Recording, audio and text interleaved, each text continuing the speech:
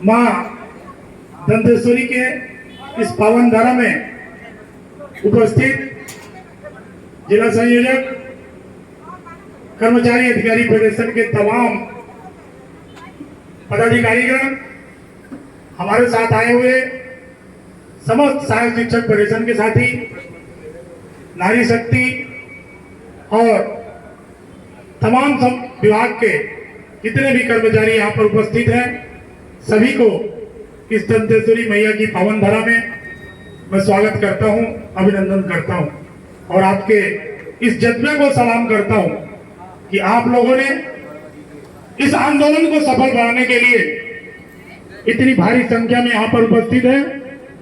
और ऐसा कहा जाता है कि जब भी कोई आंदोलन होता है तो बस्तर संभाग और बस्तर संभाग का हर एक जिला और उसमें एक आता है दंतेवाड़ा, और दंतेवाड़ा का नाम आंदोलनकारियों में गिना जाता है। साथियों, जब से हमने भी कई प्रकार का आंदोलन किया है, उस आंदोलन में दंतेवाड़ा की बहुत बड़ी भूमिका रहती है और उस भूमिका में आप लोगों का स्थान पूरे प्रदेश में सर्वोपरि रहा है। और साथियों, यह जो आंदोलन हो रहा है, इस आंदोलन की आवश्यकता जहां तक मैं समझता हूं, डीए और एचआरए कोई मांग नहीं होता। आप लोग पूछ सकते हैं कि डीए और एचआरए कैसे मांग नहीं है? या तो मौलिक अधिकार है साथियों।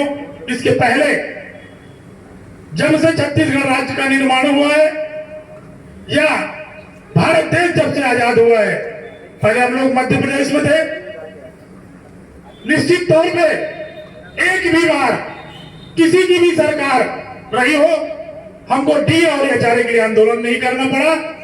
और उस आधार पर मैं बोल सकता हूं, मेरा जो अनुभव रहा है उस आधार पर मैं बोल सकता हूं कि यह सरकार कर्मचारी विरोधी सरकार है साथी।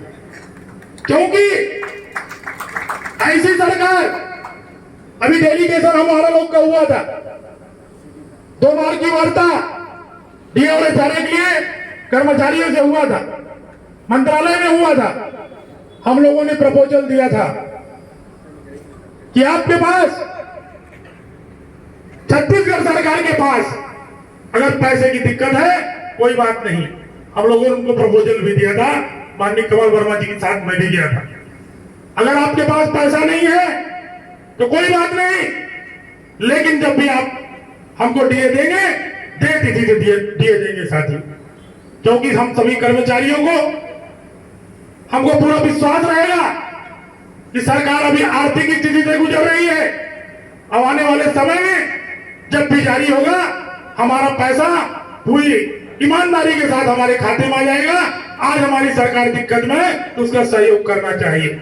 सही है कि गलत है साथियों? और जो आंदोलन हो रहा है, 6% डीए राज्य सरकार ने घोषणा किया है, लेकिन वह डीए कब पे है साथियों? आप सबको मालूम है। उसी आदेश में सरकार के पास अगर पैसा नहीं था, 6% डीए दिया, हमें 3% देता, 4% देता, लेकिन बोल देता कि आने वाले समय में आपको इसको पूरे एरियस के साथ दिया जाएगा। या शायद आंदोलन आज नहीं होता साथी।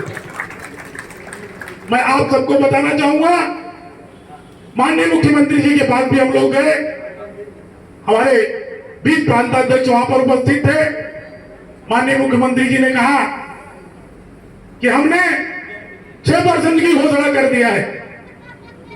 हम लोगों ने कहा कि माननीय, अगर आपको पैसे की दिक्कत है या तो आप हमें पूरा 12% घोषणा करें, अन्यथा आपको अगर पैसे की कोई दिक्कत है तो उन्होंने कहा कि हमारे जो आईएएस अधिकारी है, आईएएस अधिकारी को डीए मात्र 31% दिया जा रहा है। तो हम लोगों ने कहा ठीक है, 22 हमको दिया जा रहा है, 9% बढ़ा दीजिए, लेकिन दे तिथि से बढ़ा दीजिए। माननीय मुख्यमंत्री जी का जवाब था, 6 से 1 पैसा आगे नहीं बढ़े। आप लोग सरकार को दबाव में लाकर हमसे कोई सौदा नहीं कर सकते। हम लोगों ने कहा ठीक है, अगर ये जो 6% आपने डीए दिया है, आपको अगर दिक्कत है इसे वापस ले सकते हैं। माननीय मुख्यमंत्री जी ने कहा कि आने वाले समय में आप जैसे भी हमारी स्थिति होगी बाकी का दिया जाएगा। लेकिन आप लोग को बता देना चाहता हूं साथियों, यह सरकार जब से बनी है हम लोग को डीए और एचआरए में उलझाया जा रहा है। जितने भी संगठन के मूल मांग है, यह सरकार सत्ता में आने के पहले हम कर्मचारियों के घरों में आती थी और आपका मांग पूरा करेंगे घोषणा पत्र में भी लिखी थी। और उस घोषणा पत्र को इन लोगों ने गंगा जल उठाकर कसम खाया था, याद है। और आप लोग को बता देना चाहता हूं, उसमें एक भी मांग किसी भी कर्मचारियों का अभी तक पूरा नहीं हुआ है। इस सरकार की 4 साल की उपलब्धि है साथी। यह सरकार 4 साल में किसी भी एक भी कर्मचारी का एक भी मांग पूरा नहीं किया है। यह जो सरकार है पूर्ण रूप से कर्मचारी विरोधी सरकार है। आने वाले समय में अगर यह सरकार फिर से सत्ता में आ जाती है साथियों, आपका भविष्य क्या होगा यह बोलने की आवश्यकता नहीं है। मैं इस दंतेश्वरी मैया के इस धरा पर दंतेवाड़ा के इस आंदोलन में प्रथम दिवस पर जितने भी कर्मचारी संगठन यहां पर उपस्थित है सभी को पूरी आस्था और विश्वास के साथ दिलाना चाहता हूं, यह आपके अस्तित्व की लड़ाई है, आपके मान और सम्मान की लड़ाई है। इस लड़ाई से पीछे नहीं जाना है जब तक हमारा डीए 12% नहीं हो जाता है साथी। कोई डरने की आवश्यकता नहीं है, कोई घबराने की आवश्यकता नहीं है। किसी भी कर्मचारी के ऊपर अगर कोई कार्रवाई होती है उससे डर के भागने की आवश्यकता नहीं है। कर्मचारी अधिकारी फेडरेशन आपके साथ खड़ा है और जब भी सरकार हमें वार्ता के लिए बुलाएगी तो उसका पहला शर्त यही होता है साथियों, आंदोलन में जितने भी सस्पेंस हुए हैं, बर्खास्त हुए हैं या जो भी आदेश हुआ है उसे शून्य किया जाए, उसके बाद ही आगे बढ़ती बात साथी। आप लोगों को डरने की कोई आवश्यकता नहीं है। और इस मंच के माध्यम से जितने भी कर्मचारी अधिकारी फेडरेशन के जितने भी संगठन हैं, आप लोगों ने इतिहास में देखा होगा आज तक ऐसा कोई आंदोलन नहीं हुआ जिसमें कोर्ट बंद है साथियों, कोर्ट भी बंद है। और कोर्ट के कर्मचारी जब मजिस्ट्रेट साहब के पास अपना 22 तारीख से अनिश्चितकालीन आंदोलन का उन्होंने आवेदन लेकर गए तो माननीय कोर्ट के जो जज होते हैं उन लोगों ने भी कहा कि आपकी मांग जायज है, आप लोग जो आंदोलन कर रहे हैं पूरा समर्थन करता हूं इस बात का। और सरकार को झुकना होगा क्योंकि आपकी जायज मांग है साथी। तो छत्तीसगढ़ के इतिहास में यह पहला आंदोलन है जिसमें 91 कर्मचारी संगठन आपके साथ खड़े हैं। डरने और घबराने की आवश्यकता नहीं है।